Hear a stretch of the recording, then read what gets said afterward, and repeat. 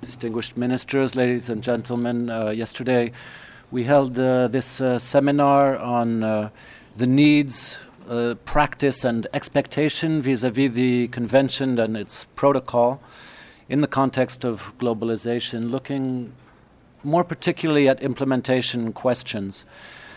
And one of the things that struck me most, although we had a very broad array of interventions representing different parts of the world and also different types of organizations, states, IFIs, civil society, was a rather strong convergence of views on, I think, the importance of the convention as an instrument that, because it exists, and I will quote the words that were used by the Executive Secretary earlier on, it is mature, to a certain extent it has become routine, and it is recognized as an effective instrument, has gained very strong credentials in the community of planners and administrators of these processes. People are taking inspiration, but they are also providing us with very interesting examples and experiences, because in the rest of the world people are confronted with the same problems and are finding solutions as well. From this series of presentations, I think we have three very strong themes that were emerging. The first that I noted was the importance of stakeholder engagement.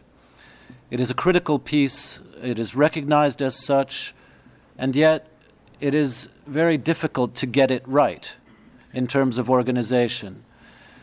There are many pitfalls. There are questions of scale. There are questions of scope. There are questions of timing. There are questions of relative timing in the context of transboundary.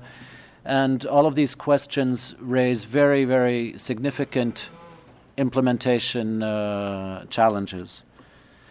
The second theme that was pervasive in all of the discussions was capacity building, and this too was something that was reminded by the Executive Secretary.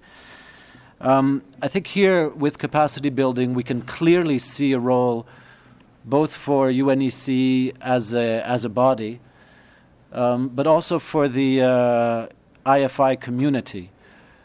I would add to that probably that there are a number of parties in the room that have capacity, that have bilateral aid organizations, and that can also be very important actors in this field.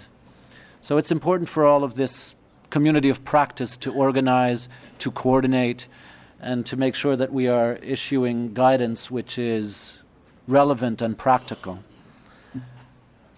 The third theme that I would like to draw out of this discussion is, I would coin it with the term flexibility. There's a need to find the appropriate degree of flexibility, but this is going to be a challenge as we broaden the geographic scope and we broaden the depth of issues that are being looked at in the context of the convention and of the protocol. I think the example of wind energy and methodologies to understand and capture landscape impact was a very interesting example of that.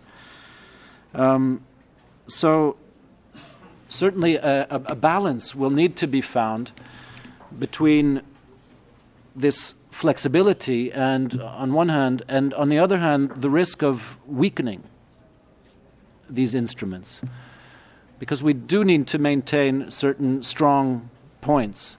And here maybe I think the point I would like to stress is the importance of implementation and monitoring considerations, because the credibility of the entire architecture of the convention and the protocol does rest on the question of compliance, implementation, and monitoring. Thank you very much.